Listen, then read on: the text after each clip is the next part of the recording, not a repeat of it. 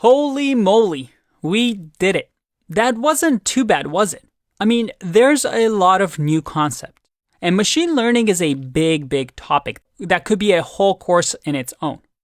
But I hope I was able to narrow down the essence of machine learning so you understand what's happening when people talk about ML.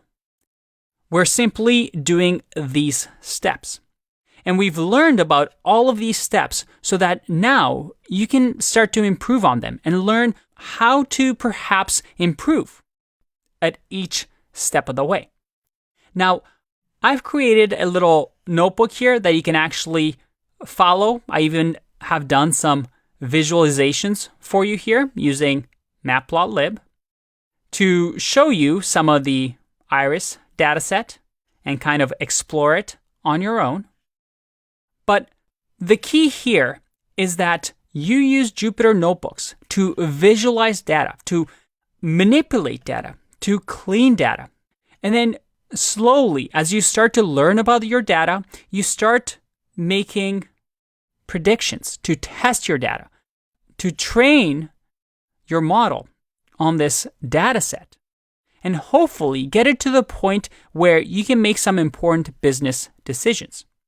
Now, this iris dataset isn't necessarily useful to somebody like Amazon or Google.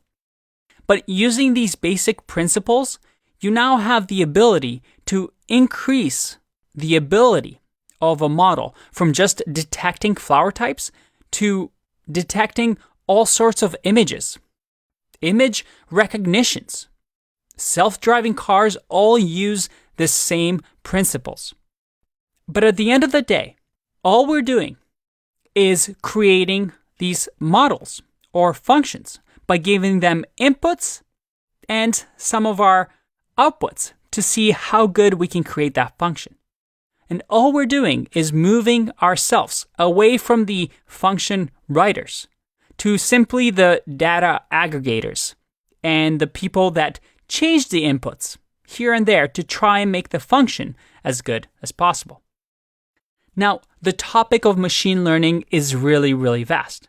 There's different topics that we can explore, but the key thing is that there are a lot of tools. And in order for you to do machine learning really well, you need big data sets.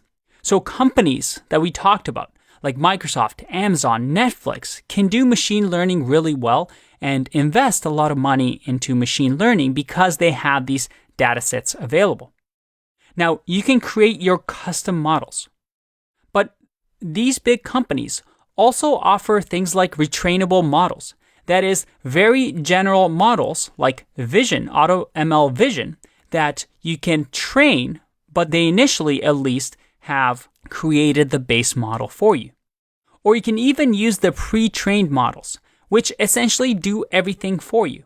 It's that model that you can just plug and play and use, and you get the benefit of all that data that Google collected. They just give you the model that you want to use. You want to do translation? Well, you just send them the text and they'll respond with the translated text for you. Because remember what I said, the value is not necessarily in the model, but in the data that we use in creating that model. This was a big topic. I hope your head doesn't hurt. And if you don't get everything 100%, don't worry. This is a big topic that is constantly evolving. And there are so many advances happening every single day that even the experts are overwhelmed.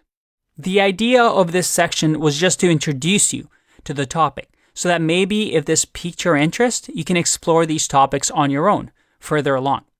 I'll leave some resources, some of my favorite resources for you, so that you can explore this a little bit further. But for now, good job getting this far. I'm really proud of you. I'll see you in the next one. Bye-bye.